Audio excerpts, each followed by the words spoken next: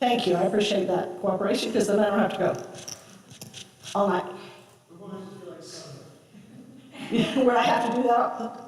Yeah. So, glad to see everybody, so nice to see you all. We're supposed to do introductions, but let's do prayers first. So, Lord be with you. Let's pray. Heavenly Father, gracious God, we give you praise and thanksgiving for this amazing parish and its family. We ask that you help us to remember that, like every person and organization, we are a work in progress, and all we can do is try and do more and better for your glory every time we set out. We ask your blessing on this gathering as we talk about our youth and children ministry in the coming program year. And we ask that all would feel moved in some way to be active in the process. Through Christ's name, amen. All right, so why don't we just in case somebody doesn't know somebody, just turn around and talk to your folks, everybody else, stand up maybe, say who you are and what kids you have in the program and what ages. So, Ashley, we'll start with you. So I'm Ashley Harrison. I think I knew most of you. Thank you. Okay. And I have rising ninth graders, which is scary to say, Anna and Olivia. Hi, Tim Layton. I have a 7th grader, 5th grader, and 3rd grader. I'm Rob Schmidt. I'm on the vestry, but I'm here in my capacity as a parent of Charlie, who's a rising 8th grader, Caroline, who is a rising 6th grader, and Rose and Pressy, who are rising 3rd graders. Hi, I'm Carrie Sue. I think I'm number one. I have a rising 1st grader, rising 5th grader, who's so angsty, and a rising 8th grader. Hi, I'm Meredith, and I have a rising 10th grader, I have a I know, right? And I have a rising 8th grader, and I have a rising 5th grader. So that is high school, middle school, and elementary all at the same time. And I work a 4th schedule. Hi, I'm Alexis, and I have a rising 5th grader. Hello, Sue Blair, Colin Blair. We have a rising 10th grader who's getting her permit next month. Watch out. Thank you for that warning. I'm Laura Pond, and we have rising 10th graders as well, Riley and Tegan, and a rising 2nd grader. Thank you very much. My name is Kristen. You all know me. If you're watching at home, I'm Kristen Ketron. I'm the Director of Children and Youth Ministries here. I'm Molly Roberts, what is my title again? Priest in charge. I try, because people don't know what that means, I usually say senior priest, because everybody can say, okay, and does that she mean that she's old, or that she, whatever works. Welcome to everybody who's joining us from home. We appreciate that. This is such an important topic, and so I'm grateful to all of you for being here. The first thing we're going to do, this meeting is really about the coming program year, which we, the staff of the church, spent some time last week together blocking out from June through May, and actually into half of June again, the calendar for the whole parish. So everything will be on there. I don't know if, I didn't get a chance to see if Haley had a chance to add all of that to the calendar that you all can see on the website and on Realm, but if she hasn't yet, it will be added. So all the things that typically happen and that we know are going to happen are on there, including the rummage sale. So, yay. But what we want to do first is to spend a minute or two and tell me I brought the I gave you the list of questions, didn't I? Tell me I did. What we're going to do is spend a minute or two just talking about a little bit about this past year's program. This is not to hash out minutia, and this is really about, we're using appreciative inquiry, which is basically looking at the positive side of things, because when you use appreciative inquiry and you look at what is positive and what went well and what can do better and what your dreams are for the future, then the holes identify themselves. And we don't get sidetracked into going down, well, this particular thing really was awful. That is not productive for anybody. So we have a couple of different steps. The first is to identify a desired outcome. So from our full children and youth program, let's think about what the desired outcome would be. Now, rather than sentences, just give me some words. What would that be? I'm gonna let you write while I talk about this kinds of things. Community. Community. Service? Service? So modeling service in particular, right? Introduction into the church, absolutely. Growth, yep.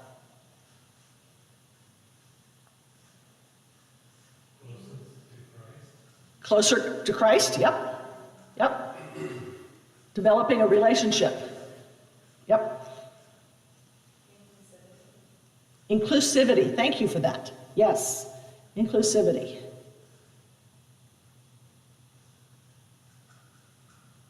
What else? A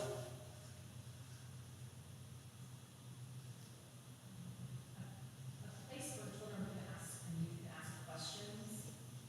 I don't know the right word for that. Inquiry, and they can also express doubt. Yeah, that's a particular importance to me, because if kids don't feel like they can say, you know, I just don't get this, I just don't understand it, and I'm not sure I believe it, then they're not really being themselves, right? So they need to be able to do that. I think that there's also an opportunity to make relationships with adults that are not their parents. Huge, yes? Yep. Fuller Theological Seminary did a study about which kids stayed in church and which ones didn't. And one of the key indicators is having like 3 or 4 adults that weren't your parents. Relationships with adults that are not your parents. Yes. That's sort of community. Right. So a lot of these things, I love all of these things, they are interwoven, right? When you have community, when you're seen as part of a community, so for one of the things I'd want to say is our kids are not, we don't want kids to be seen and not heard, right? We want the church is not, there's limits, but I don't ever want a church, I don't ever want to be a part of a church that puts shackles on kids and muzzles on kids. Which is why the very first thing I did with our bulletin is add the paragraph about kids wiggle and it's perfectly okay to wiggle. You know, we want to help them learn to be more in control of themselves, but they're going to wiggle, and we're okay with that. Yes, ma'am. I don't know how to say this, or maybe change the word, but making church fun. Engaging. Making church fun and engaging. Yep. Yeah. Making friends. And again, I'd love to point out that that should be a cross-generational kind of a thing. So. Yes, participation. Yep.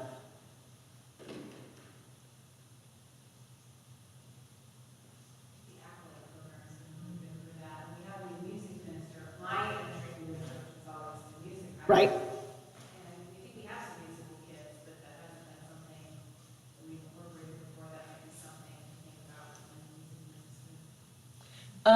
about. We have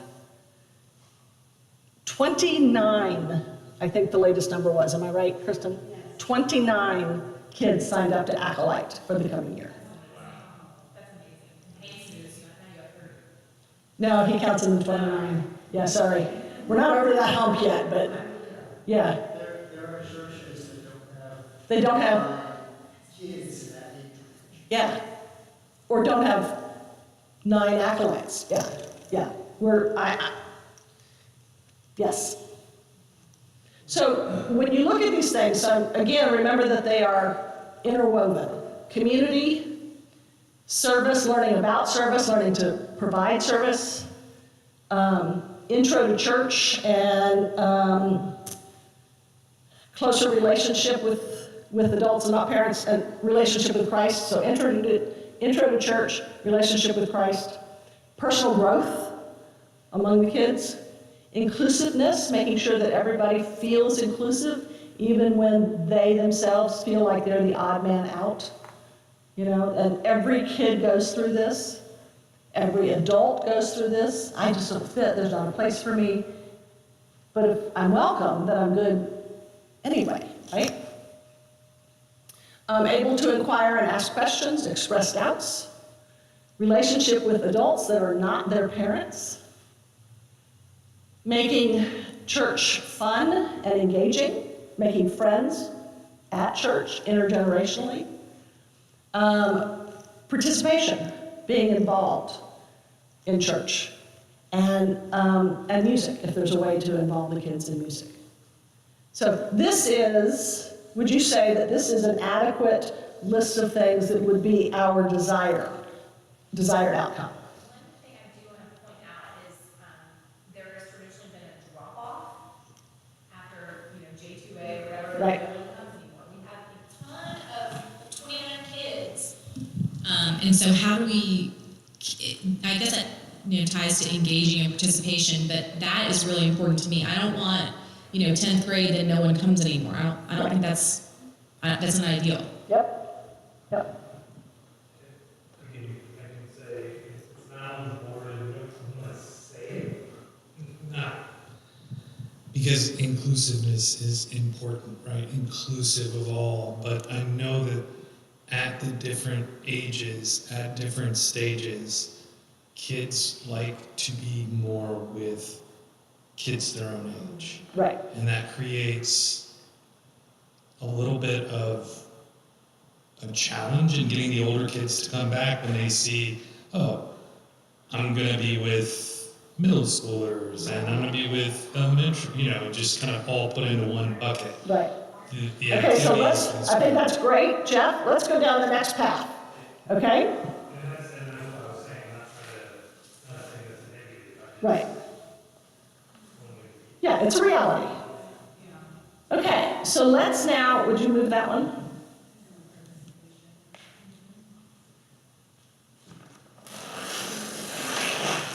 That can be stuck up somewhere. Maybe along the altar rail. People still be able to see it. So, what are our strengths of the youth program for, children youth program for 23-24? What would you call out as a strength?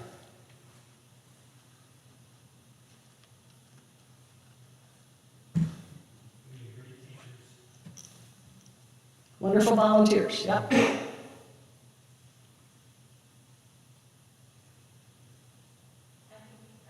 the past, we haven't had curricula, and it's nice to have Curricula. I think it's a feminine Latin noun. I think that's nice, that's helpful. To have some sort of structure like that. And there's materials when you go to do children's chapel, and there's materials that you can pull from. No one's having to create it themselves. Right, okay? I was going to say the retreats. So a couple of us have had our kids really positively impacted by the retreats. So I think Kristen putting those back on the radar and tying the kid, that's one way, I think. like to get our kids, because they group them by age there. Right. So that's one way for our kids to meet other kids their age who are in the church. And that's been really meaningful. So I'm glad that's something that we're participating in again. Because my shy kid wants to do it whenever it comes up. Last time she's dragging her feet and she came back, she's like, yeah, I loved it. That's terrific. I'm really glad to hear that. Just as an aside, I'm going to tell you that of the priests that I know that are 45 or younger, at least, and this is unscientific, but I'm going to say at least 80% of them grew up as church camp kids. Oh, wow. That's where they feel connected, because there's always a nature component, and they feel connected to the music programs that are at those camps and to the fellow campers. That's a big thing. So we and the diocese would like to encourage you all to look into the programs that Chanko has, or even one of the other church camps, Trinity Center in East Carolina. It's a hike, but man, is it a great camp. Canuga, also a hike, but a fantastic camp. And they're not horrendously expensive, and they're usually a week to 10 days, depending when you get older. So, something to look at. I think the Jesus doll has been really fun for younger kids. Yeah. It's engaging. They get to hold it. I mean, that's, I've never seen that done before, and I thought that was a really nice addition that Kristen brought. There was one other thing I was going to say. I can't remember what it was. I think we've had more. I think we've had more youth readers this year than in any year previous. So it's both a participatory opportunity for them. It's also this great opportunity for a congregation to see youth. I mean, some in 5th grade. Right. Reading New Testament and Old Testament passages with hard words in them and hard ideas in them. And you can see that they have practiced, and it's great. Sometimes they have words to say that I'm a little embarrassed that my youth in the church are having to say. She got the lucky one. Yeah. All right? Intergenerational Christmas pageant. Delightful. That was really fun. I was going to say, I really loved that we had a really good turnout. Speaking of service, for the rummage sale, a lot of kids got involved. Kids I haven't seen in a while came to help out, and I really loved that when a bunch of the kids decided, hey, let's put some new furniture in our room. All the adults were really cool with it and let them just kind of take ownership of redesigning their room and hauling couches up the stairs and making that space their own. And I thought that was really nice, that because a lot of our spaces are red spaces, and so for the church to kind of honor that being their space was nice to see. Good. Good. What else? Anybody else? Again, the rummage sale was a great opportunity, intergenerational, and by the day of the sale, I was watching teenagers talk to adults who had been volunteering together, and they obviously knew each other. It wasn't just a one-off conversation. Youth brought friends, Right. which I think is that other thing we're gonna, that's always a goal, is for them to, and Hannah's brought friends to things before, and I love it when they feel comfortable to bring friends to Sunday school or to a church event. Okay. Kristen also involved other churches' youth and invited them and included that into the community. And I think that's really important. I really like that. Yeah, it's not just your church. Don't have a youth program, don't have a critical mass. Yeah. And those kids are volunteering at Oh, they are? Fabulous. I love that. I thought Youth Sunday was also, they were lovely with all the kids playing instruments and all that stuff. All the different parts. I loved hearing the youth sermons and talks. Just loved it. And as did every adult in the congregation. Yeah.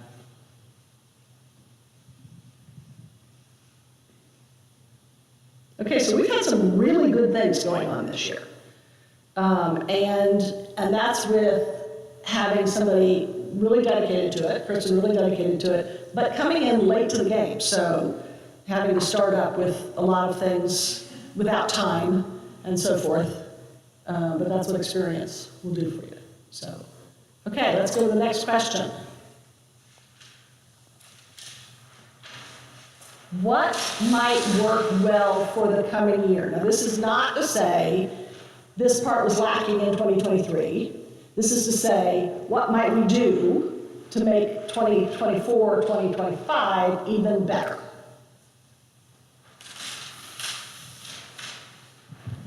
To go off of what Jeff said, with the kids coming to the pilgrimage stage, the kids who are old enough for the pilgrimage stage, I think a good goal would be to realize that high school, middle school separation, so they can bond together before their trip. Mm-hmm.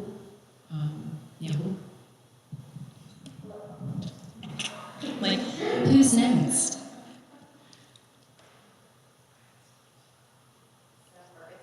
S-E-P-A-R or A-R-A-T-I-O.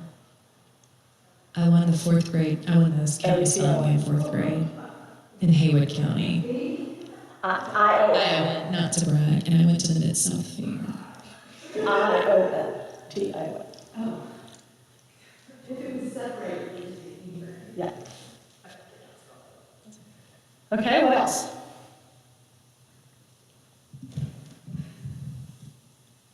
I don't have a way to fix this, but it is a struggle to get my kids to go to children's chapel because they hate it.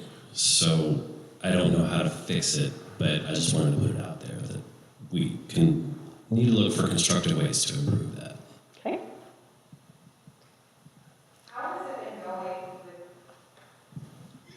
I know in the last month, there's been a new, the priest who's not Priest who's not preaching is going. goes to be that second person. I'm just wondering how that's been going and what's the response been to that. Well, it hasn't been me yet, I'll tell you. Okay. All right, so we have to ask Grace. Yes. She's loved it. She has loved it. the format has not changed? They're just the second person. Okay, But like, sure. Yeah. She has loved it, and the kids, okay, I'm going to say this as the adult that is not the parent to any of your kids. I don't think your kids hate it as much as they tell you they hate it once they get there. You know? Right. It's more I just don't Jeff want Lyon does. Yeah. That's his way. It's, and who's not? See? And a reader. So I'm bringing up new readers. I think sometimes they just don't want to let us just have a moment no. to be with the Lord. This is aspirational. Mm-hmm. This is aspirational. I'm thinking. Okay. You just want to clarify the question? Yeah. What else?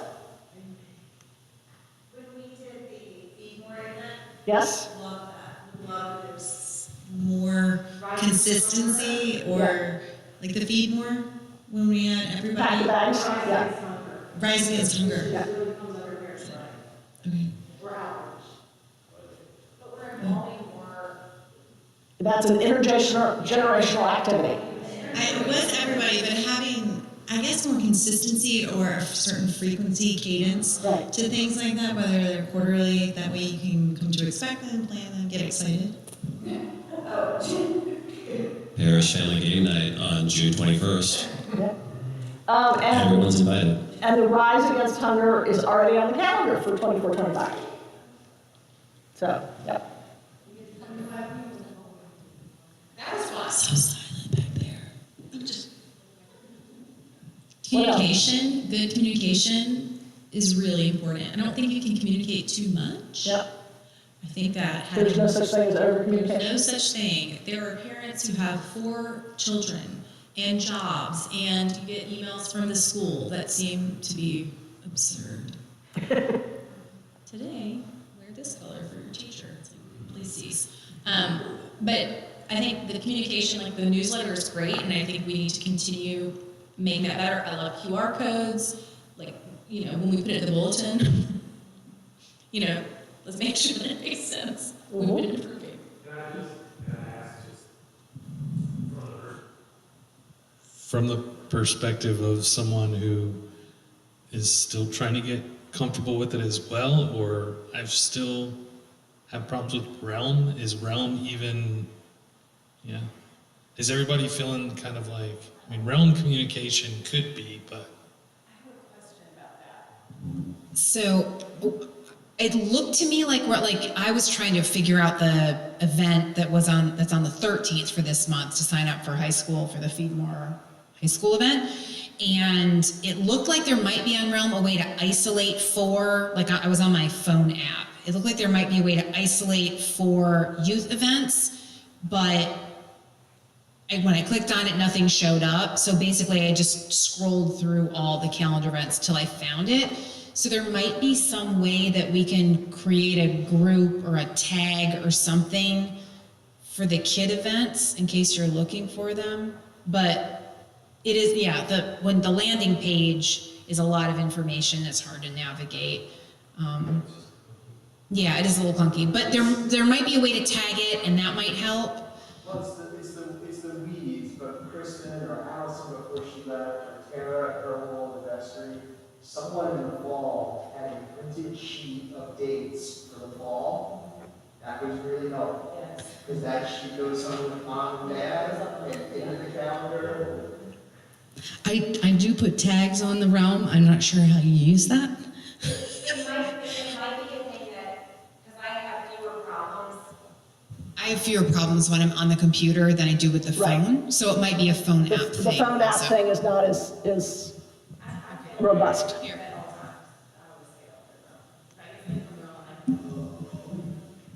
Are you using it on a computer or your phone? Okay. Yeah, like I get something to sign up and I'm like, oh, Well, and that's why we try and put it in both reveals and the announcements as well. But We think it's a barrier for a 46-year-old lady. That's really a barrier for people who don't have, I mean, I'm not a digital native and it's already difficult for me. Right. I'm also kind of a Luddite. I will say though that like for signing up, when I did find the thing for June 13th, like signing up and paying for it was just like a one-click thing. Yeah. If you give your donations through Realm, they've got your credit card, so if you do need to pay for different church things, you can do that. Also, what I was also thinking about was for the coming year is some sort of landing page, so to speak, for the kids to be able to like, I mean, they have their own like chat text groups and things, but some place where they would see the events, where they could communicate. I know we're talking 23, 24, maybe that's a little too pie in the sky, big thinking, but probably not through Realm, but it's something that has been talked about before, so absolutely we'll add it to the list. We do a private Instagram group, that's what Red said, they have private Instagram groups, and you just go there for the class, and they give you the code, and do that. Okay, Private Instagram groups. something to look at, all right?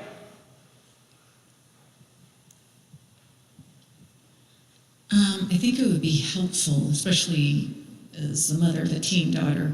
She likes to see who's all signed up for things. So typically, you know, she knows Riley, she's texting a couple of the girls and like, oh, are you signed up for this? Are you coming to that? I don't know if there's a way, I know when we sign up at events, you know, sometimes you can see the list of registrants so that they go, oh, so-and-so's coming, oh, I'll go. That always is very helpful. to Right, but that's a double-edged sword too. Yeah. If no one signed up yet, I'm not gonna be the first one, and then nobody ever signs up, so that's a double-edged sword, yeah. Yeah, I don't know. Yeah.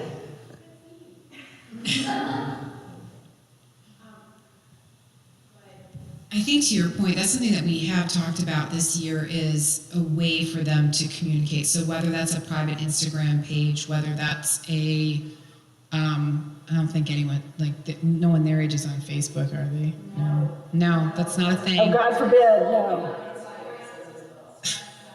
Right. So yeah, so maybe like private Instagram group would be the best, or some kind of text thread or something. But that's I think something that, a way for them to communicate, because then they can shoot it out there. 'Cause I told Luke, he's like, well, I'm going to go to such and such. I don't know if anyone else is going. I was like, why don't you text them and just figure it out? Right? Right. But if they had a group, they all like each other and they're friends, and they've got, like, I think Luke's Snapchat friends with everyone who's got it. So I don't know. I think that figuring out how to do that more strategically, or how to connect them the way that they speak, is something we should figure out, and fast. Okay?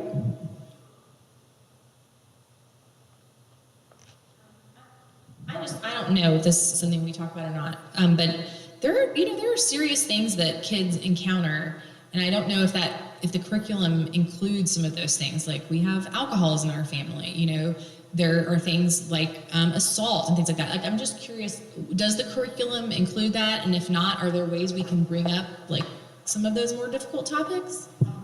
The last conference, the fall thing that the kids went to, had a teenager speak about addiction issues. So I know that, like, that happened at Chango. Yeah, those topics tend to, and I'm not saying that it's not in part of some of the curriculum that's going to happen, but those topics tend to be things that are better with larger blocks of time, I gotcha. rather than one 45 or 50-minute period on Sunday, because you've forgotten it by the following Sunday. So those are topics generally hit better at a retreat of some sort. All important topics should be talked about, should be available for the kids to feel comfortable talking about it. But saying, hey, that's really interesting, but we have to go now because I'm acolyte at the next service, is maybe not as helpful. How can we, we're predominantly white, like, fairly wealthy church, right? I know of one couple who is not straight. How can we make sure that, like, kids who may be queer or whatever it is, feel like they have a place here? We say it, but, like, is there a way we can make this place look or feel more like that's a place they could go? So, again, trying to bring it back to the process. So are you suggesting it's something we might want to consider? Yes. Finding a way to look, Yes. have that be more, because. I don't know the answer. I just, No, I mean, I'm not I'm a straight asking for white that, lady, but I yeah. care, Yeah, I think the things that they do with bigger sets of people, like at the retreats, or I feel like there's some things they've done before, like multiple youth groups getting together and stuff. I mean, that exposes them to. I mean, like, how do we make sure that people who might be gay, chances are, one or more of our children will be gay or bisexual or whatever it is, whatever flavor of, and how do we make sure that, like, they know, because the predominant society, yes, we're open about stuff and all that, but the predominant society still assumes heterosexuality and all that, all the romantic things that we see on TV and Disney and all. So how do we make sure that there's a place here for them? I mean, I'm friends with Susan and Misty, and they're the only gay couple that I know of, and that they're grown, So how might we think about really, like, owning that and making that a part of who we are as a church? Because we're like, yeah, of course, but we don't. People look at me and they don't know, of course. Right. I mean, So the Chanko and all the different camps one of the new trends that they're doing is when a kid makes their name tag, they are invited to add pronouns, if they want to. So that it's, because every person who comes out at their own pace and at their own timing, and they may or may not be ready to, at 15 or 13 or 17, to say that. But to know that it's okay, whenever it is, if they choose to say it. Yeah. I think that's. You're a child of God. Like, you're in God's You are image. loved by God. Yep. That's one of the things we've got on our Facebook page for this month, because it's LGBTQ Pride Month. And I was trying to think of the other initials, which I can never remember. Thank you. And I already heard from a parishioner who said, do we really have to have that? Are we making such a statement? So it's, Do they really want to go to hell? Just kidding. it is not a universal thing, right? And all this says on the Facebook is, you are loved. That's it. That's all it says. You are loved. Do we really have to make a statement? I know. Yeah, we love them too. Because they'll come around to it eventually because we've come a long way, baby. Yeah. Okay, so we have a lot of ideas of what we could do. I think all of them are doable in one fashion or another. Now I want to ask you, what actions do we need to take to make it happen? One of them we have really committed to, we don't know how it's going to happen yet, but we have really committed to separating middle schoolers and high schoolers this year for formation, to each have their own group. So we've committed to do that. How are we going to make that happen? What are the action steps that we need for that? Teachers. More volunteers. Yep. And here's the problem. You can't volunteer in your child's class. I think we also need to make sure that parents are encouraging the older kids to come. I mean, it's true, it's Oh, much yeah. easier to get your 5-year-old Right. into the car than your 15-year-old, but I think that's, if we want to see it, we've got to get lines for it. So I'll sound as old as I am and say, do you give your children the option of going to math class? I'm not fussing at anybody. Your kids are in church nearly every week. It's just, with my older two, when they got confirmed, they just basically dropped out of church and I let them. When my younger one was coming along, that was just not an option. I learned my lesson. So yeah, we have to, this is what we do on Sunday mornings.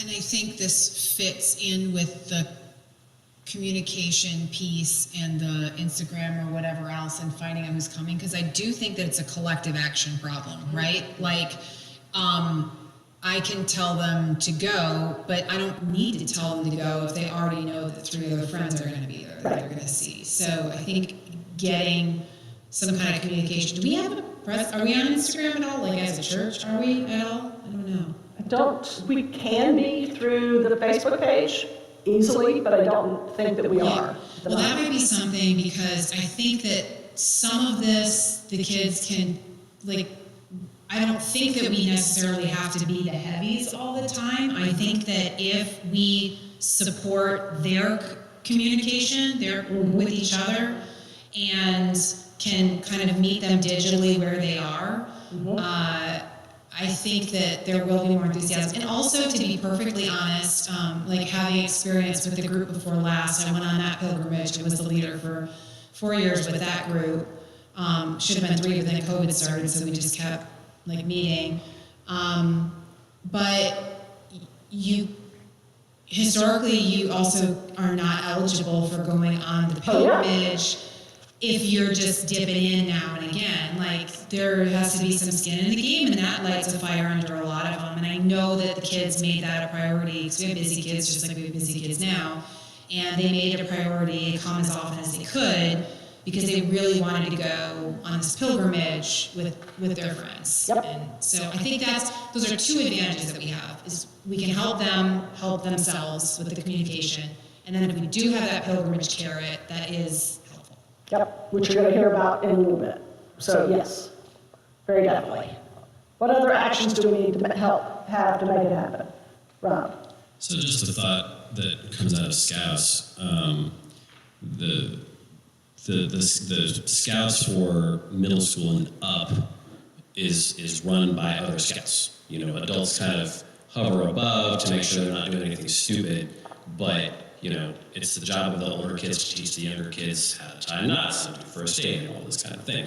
So if we can look for ways to allow the older youth to teach the younger kids or support the younger kids. Yeah, because then it creates a sense of ownership for the older kids. No doubt, and every middle school kid wants to be where the older kids are, so, Yeah. yeah, I like that idea. Okay? I think just going back to Tim's idea of the calendar, where everything, fall, these are the weeks that we're going to have Sunday school, these are the weeks we'll have youth group, and trying to be consistent like that so it's not as much. Okay, so this one, we're off this week, and youth group is at this time next week, but it's a different time next month. If we can keep it easy, keep it simple, maybe that takes one step out.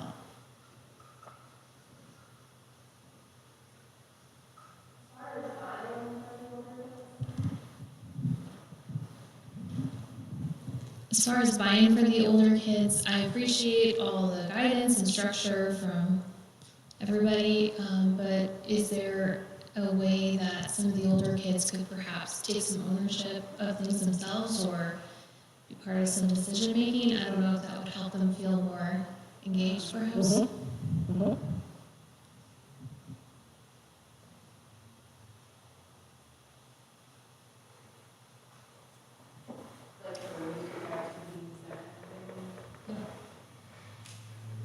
I don't know if anybody's thought about, I don't know if this is, I'm the only parent who has a child who could sleep till 1 p.m. On the weekends because she's worn out by the end of the week. But I know when I was growing up, we had the high school youth group met Sunday nights instead of Sunday mornings. Has that idea ever been broached? Well, monthly, yes, not weekly. Okay. Yeah. We'd have to have more manpower to be able to do that. Yeah.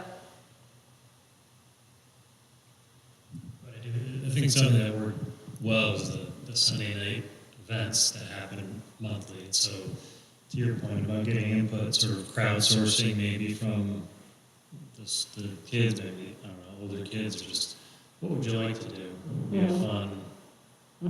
Because all the programs are great, and our daughter enjoys going. But I think if they had a say Sure. of some sort, maybe like this restaurant, like this, whatever it is. Right. Well, and that was, It's for the people online. yes. So Laura's statement not only said like a program calendar and activities, but potentially creating more work, more interaction. What are the Sunday school topics? So if they're weighing in on topics they're interested in, anyone who's teaching or preparing then has more work to do, but maybe they're coming at 10 o'clock more regularly because they're like, oh, this is the idea I was interested in exploring.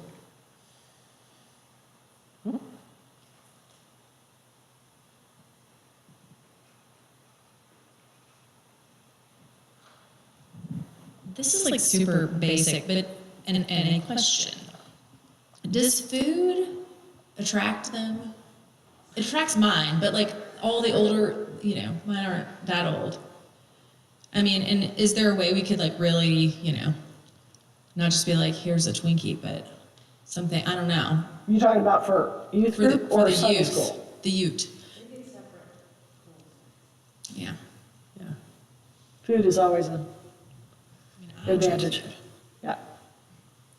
All right, so what are you willing to do to help make this possible? Bearing in mind you cannot teach your own kid. And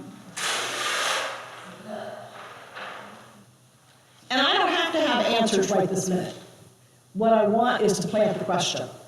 We've been pretty ambitious, although I'm not telling you not to give your thought, but we've got some pretty ambitious ideas. And I love the idea of kids having more buy-in to the group. That absolutely makes a difference. Even if we already came up with the idea, if they thought it was their idea, big difference. Kids and men, you guys are all alike.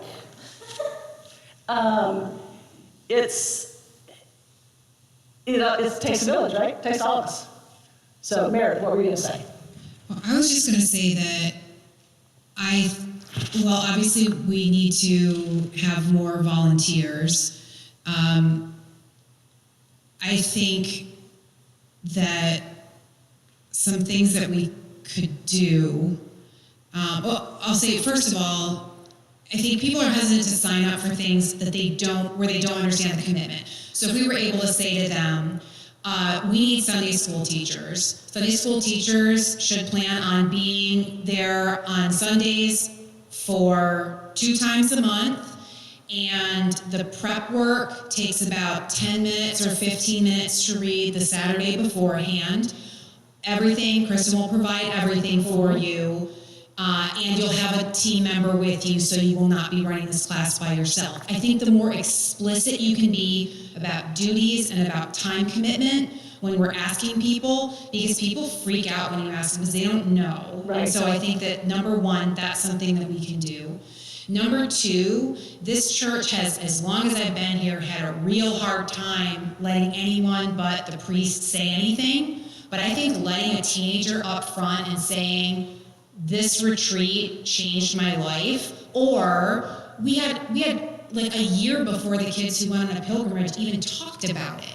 So these kids were they came home fired up, and nobody asked them to come and speak about it in front of the church. What if, and I'm sure it makes a difference if a kid comes up there and then the priest or youth leader comes up afterwards and says, we have an amazing youth group, you can see how passionate they are. We are in need of 3 additional people to sign up to help. It's a 1-hour commitment every week or something like that. Mm-hmm. But I think a lot of people in the pews, just if they're over 40 or if they don't have kids that are involved, they're never going to find out what's happening. They're checked out. Yeah. Right, unless they're there for Youth Sunday, maybe. And so if there are more ways that we can get the opportunities in front of people in this kind of communal setting, I don't know what the best way is to do that, but I think letting them know what's happening and telling them how they can be a part of it and letting them know that they're needed is important. Mm-hmm.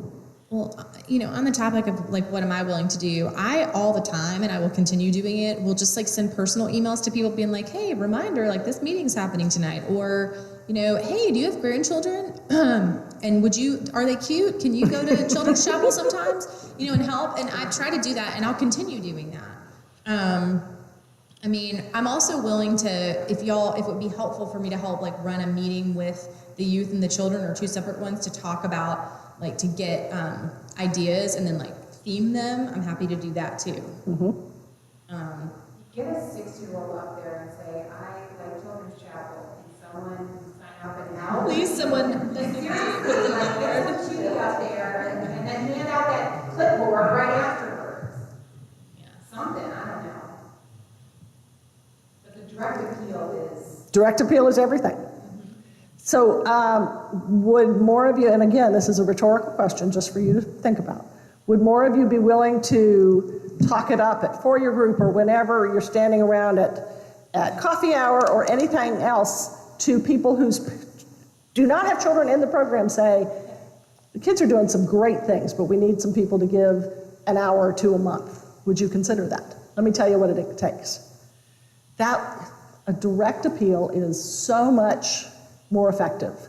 And I agree about having it from the kids. I had, when the kids read their journals from Navajo land, so many people talked to me about how wonderful that was. That was a missed opportunity on my part. I didn't think to say. I was just gaga with them and saying, I know, wasn't it awesome? That was so good. Yeah. So that's a missed opportunity on my part. But let's consider doing that. Please hold. I talk too much. But I do think we also had a really good response. I think people responded, Kristen, when you were there for the Flying Squirrels sign up. I think your presence in the coffee hour, parents seeing you, and graduation, same thing. You are a great conduit to the program for them when they see you there and can ask questions and stuff. So that, I think, factors into this also. is, because we can tell them something, but we don't always have all the answers. So having you there for backup in those group settings is helpful. So Rally Sunday is already on the calendar. It's in August. Don't ask me the exact date because I can't tell you, but it's in August. And that'll be a great opportunity for all of us to, talk to everybody. Say, this is cool, sign up. All right, I don't want to take any more time on this. Thank you very much, but we've got so much else to tell you that I want to move on. And Kristen, you're on.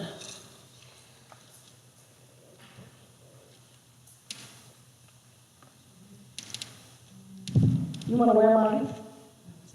Okay. Okay, thank you so much for all those great reflections. Much, much appreciated.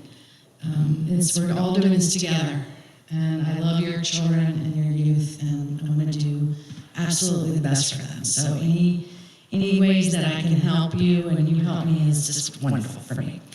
All right.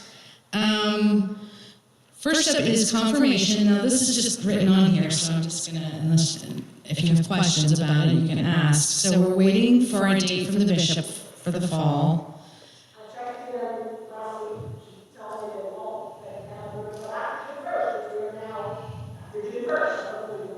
So we're at the mercy of the bishop's office, of when she will be able to come to the Redeemer and preside over that ceremony. The preferred age is over 15 because it is an adult decision. It's not required for you to be confirmed. It doesn't complete your baptism. Your baptism has made you a member of Christ's community. It's just reaffirming that as an adult. And so you need to be of age to where you can really be mature enough to make that decision. And we will have confirmation classes once we get the date. And we will back it up probably around 6-ish, 4 to 6, but those will be required to go through confirmation. Any questions about confirmation? Great. So would the plan be, this is something that happens on a cycle every 2 years? Yes. Okay.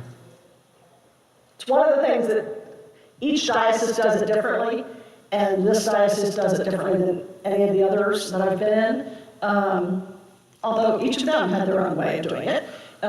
So you have to actually ask to be put on the calendar.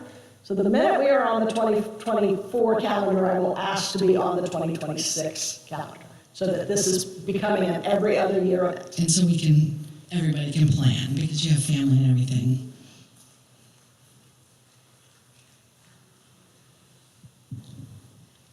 So you said it was 4 to 6 classes. So if we have 15-year-olds who haven't started, should they be preparing for 2026 or 2024?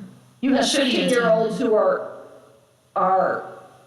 15, right? I mean, yeah, they can get confirmed this year if that's what their choice is, and y'all as a family decide that.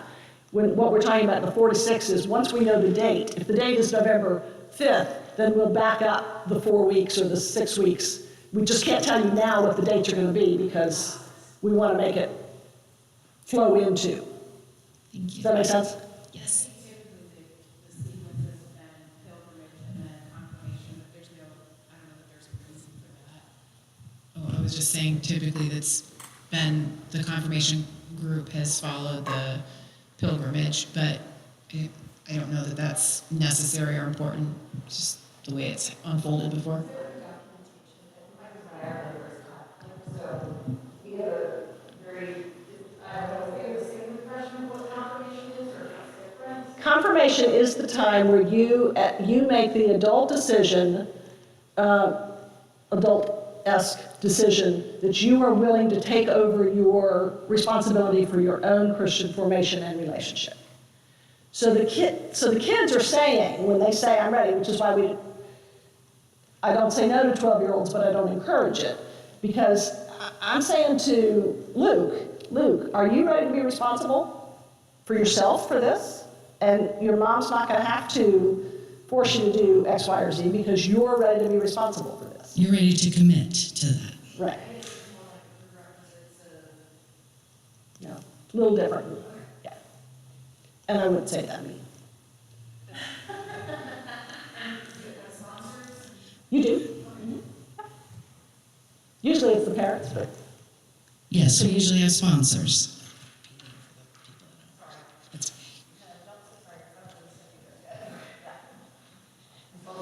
And I've just taken a class on to be licensed as a catechist to teach confirmation preparation and baptismal preparation. So we're learning all together. It's great. Any other questions about confirmation? And if you think of something later, don't hesitate to ask us. Okay, next up is mission trips and service days. These are requirements for, you'll see down below the pilgrimage, so that's why they're just listed up here. The requirement for the pilgrimage is to do at least 2 of Anybody else these need? mission trips or service days as we have them. I will try. I'm going to try and put more and more service opportunities. I think that's very important. But like the crop walk, that's a service opportunity. So it doesn't have to be this drudging thing. I will try, like this time I have the high school doing the Feed More Challenge. I'm trying to do more things to where it's interesting for the different ages. Sometimes it will be combined, but I'm trying. We had the 8th grade civics requirement of volunteer hours, and my kids got all of their volunteer hours somewhere at Redeemer, and they did reception help and tree lot stuff. But I would say, even if it's not just the youth are doing something, encouraging them and counting their participation in that with often people they would not, the intergenerational, they would not interact with as much.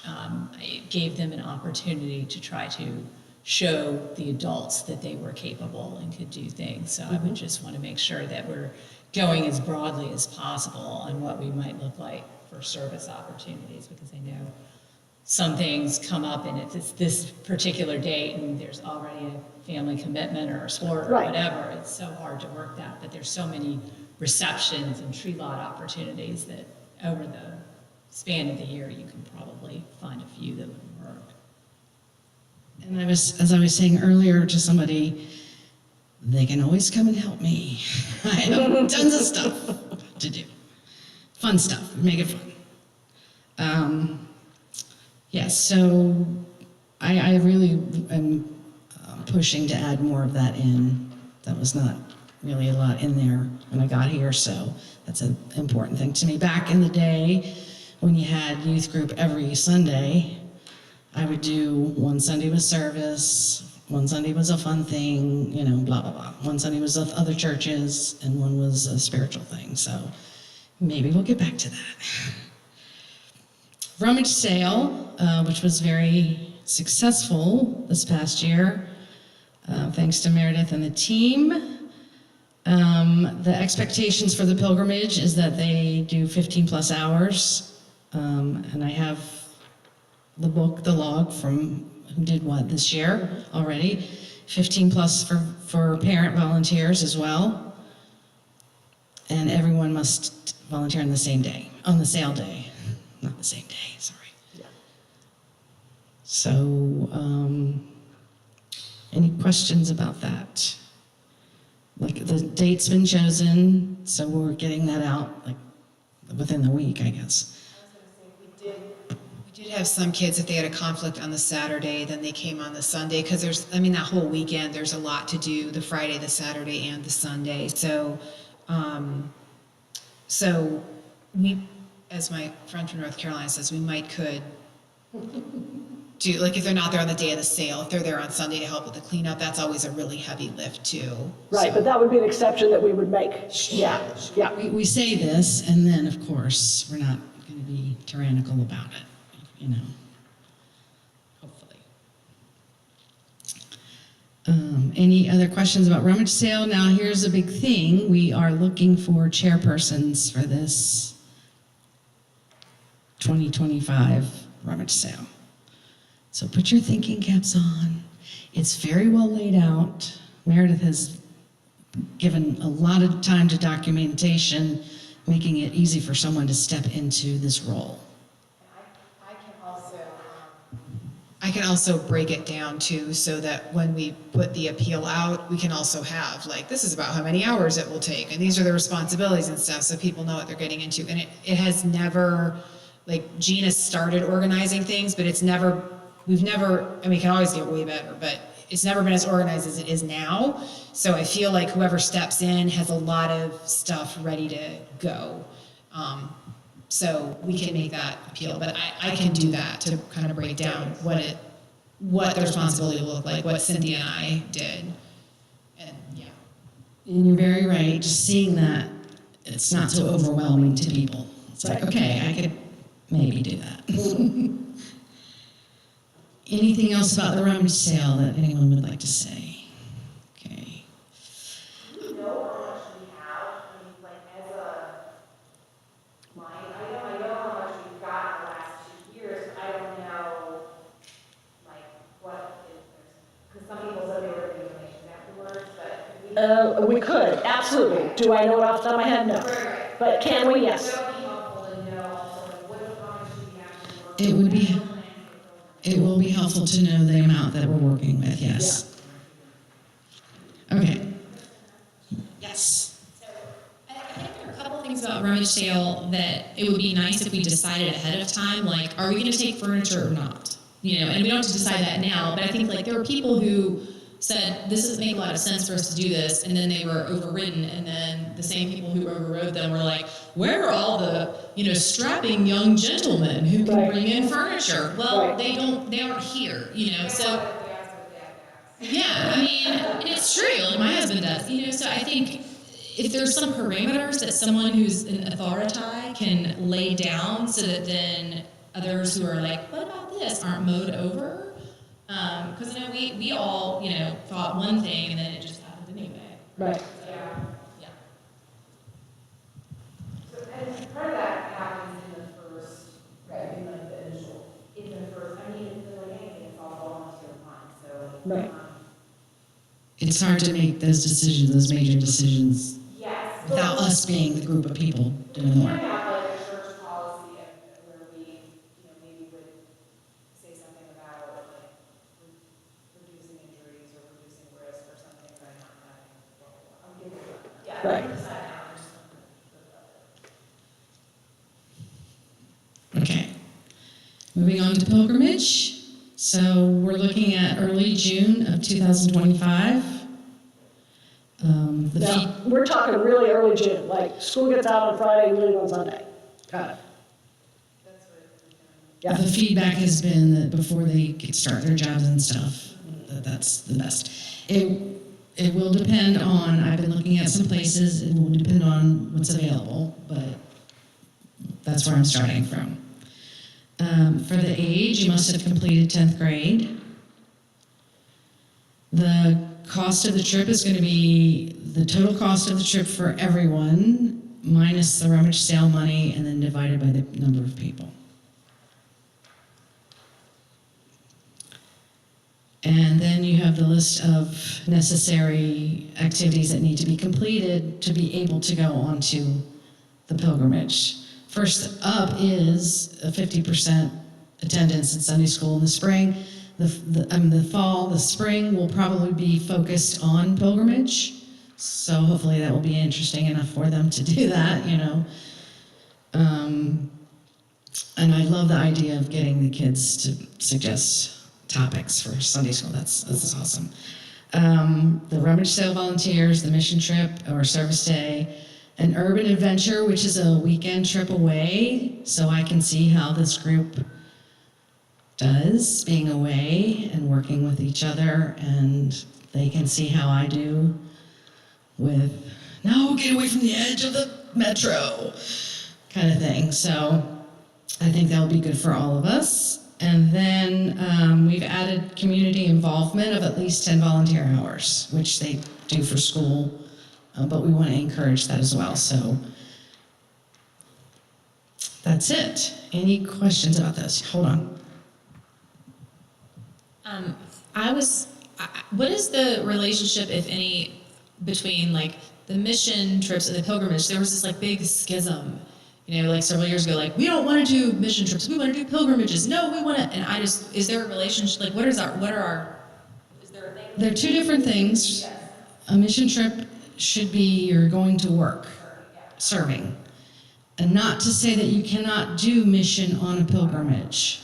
A pilgrimage is more of a spiritual journey, which can include mission. And mission trips, of course, can include spirituality, but those are the big differences. And we're looking at doing an every other year pilgrimage and mission trips throughout. So when there's not a big pilgrimage trip, the mission trip will probably be a few days locally, and wherever we can find that. But to give them some sense of still getting together as a group and traveling and working together and that fun part of it, but specifically for mission.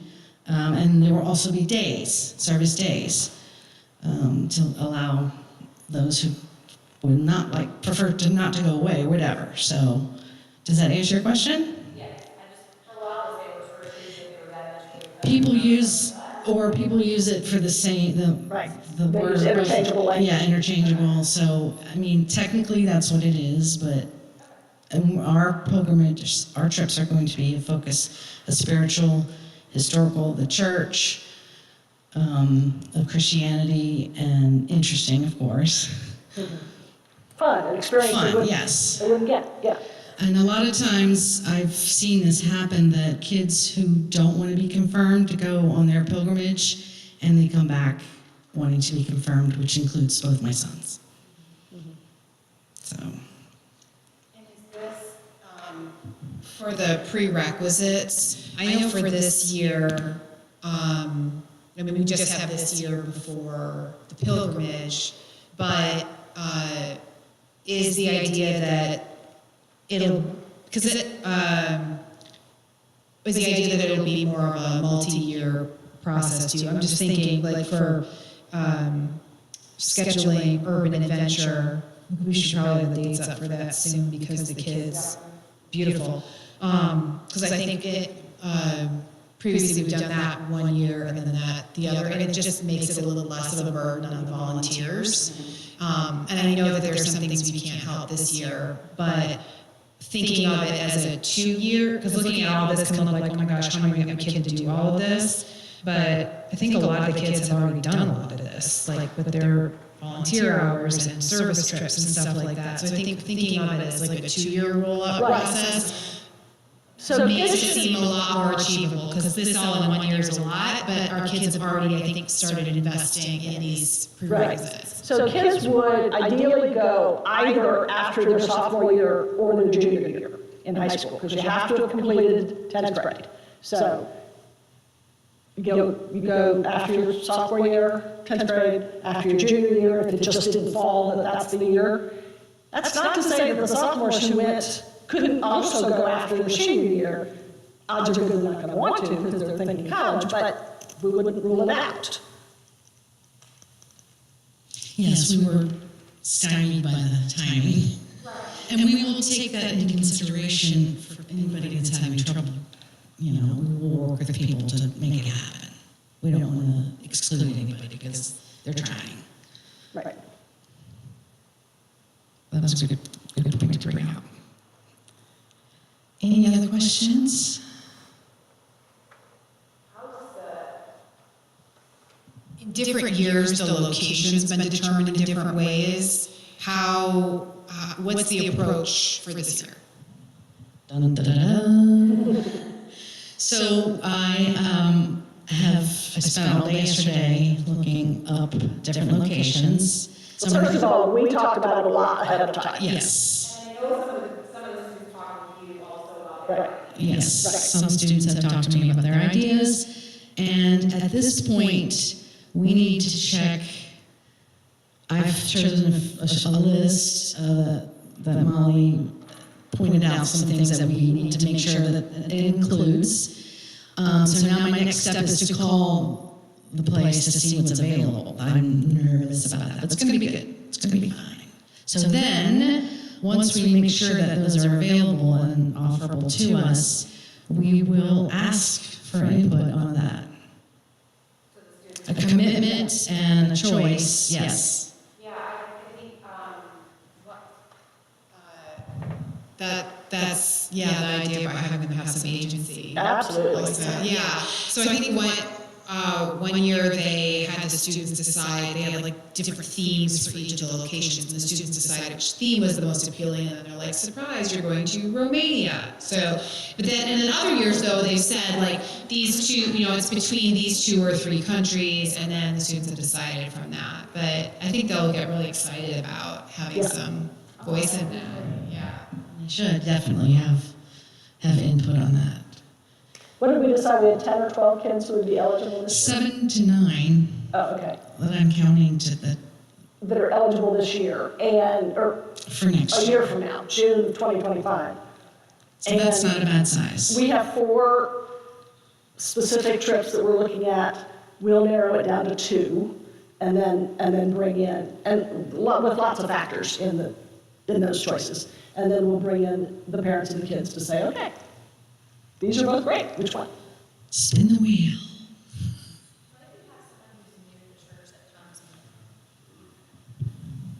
What if you have a new person that comes that, wants to be able to do this type of stuff but didn't have the opportunity to? We will work with them for sure. We're trying to not exclude anybody. Yeah, we did, and that can be a tricky one too, because sometimes people want to like bring a friend, and that's not, like when the rest of the group has been building that connection.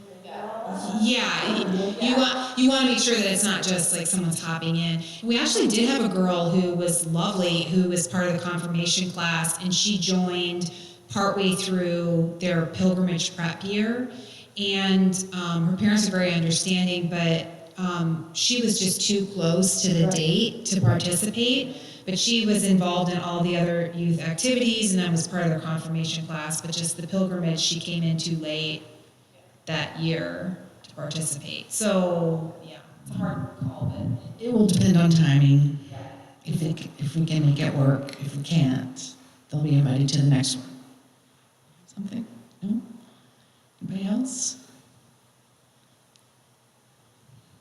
That it for our topics? Yes. All right, any final thing? I'm excited about this, y'all. I'm so excited about this. I'm leading adult pilgrimages, although I've led them for youth. I think I'm past the age of doing that. Leading the adults is probably more my thing at this point in my life, although I love teenagers, so that would be fine. I just can't stay up as late. Over adults anytime. Yeah. So if you've got other thoughts, other questions, please get back to us about that. But we just wanted to look forward. I think we're going to have a terrific program year. I'm really excited about it, and very excited about the pilgrimage. And encourage any of your friends, whatever, to watch this if they have questions. It's going to be archived on our YouTube channel, as well as the agenda will be available so they can see that, and the questions that we asked you all. So if they want to respond to those as well, we welcome that. All of that will be available. For the volunteers who are interested, because we need more people for youth group, I think free trip is, throw it out there. I was just saying for the people who are interested in maybe helping with the youth group, that like a free trip could be a nice perk for someone if they're interested. It's with teenagers. And it's work, you count. Over and over and over again, you count. But it's great, still great. I want to thank you all so much for being here. Thank you all for watching. And I wish you a good evening. And think about how you can participate in our program the coming year. All right, thanks, guys.